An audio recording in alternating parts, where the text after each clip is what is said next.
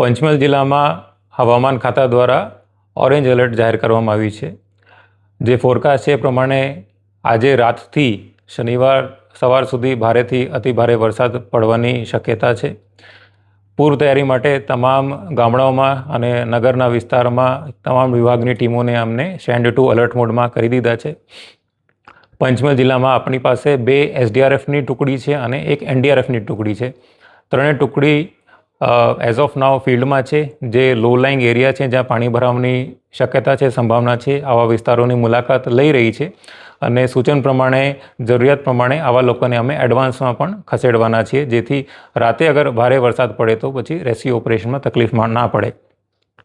એ સિવાય જે જિલ્લાના એમરજન્સી ઓપરેશન સેન્ટર છે એની ઉપર રાઉન્ડ ધી ક્લોક 24 કલાક વર્ગ 1 અને વર્ગ 2ના અધિકારીની નિમણૂક કરવામાં આવી છે। તમામ તાલુકાની અંદર વર્ગ 1ના અધિકારી જે છે એ હાજર રહેશે, જે સ્થાનિક પરિસ્થિતિ છે એના ઉપર નિગરાની રાખશે। કોઈ પણ એવી ઘટના બને એને ઇમિડિયેટલી એના ઉપર રિસ્પોન્ડ કરશે। પોલીસ ડિપાર્ટમેન્ટ, પંચાયત ડિપાર્ટમેન્ટ, નગરપાલિકા, RNB તમામ ડિપાર્ટમેન્ટ જે છે એ હાઈ એલર્ટ ઉપર છે। નાગરિકોને ખાસ મારી અપીલ છે કે ભારે વરસાદ હોય આ સમયે ઓપનમાં ના નીકળે અને રોડ ઉપર જ્યારે પાણી ઓવરટોપિંગ થતું હોય ત્યારે બિલકુલ જોખમ ના લેવામાં આવે। કોઈ પણ પ્રકારનું વાહન આવી જગ્યા રોડ ઉપર ક્રોસ કરવાનો પ્રયત્ન ના કરે।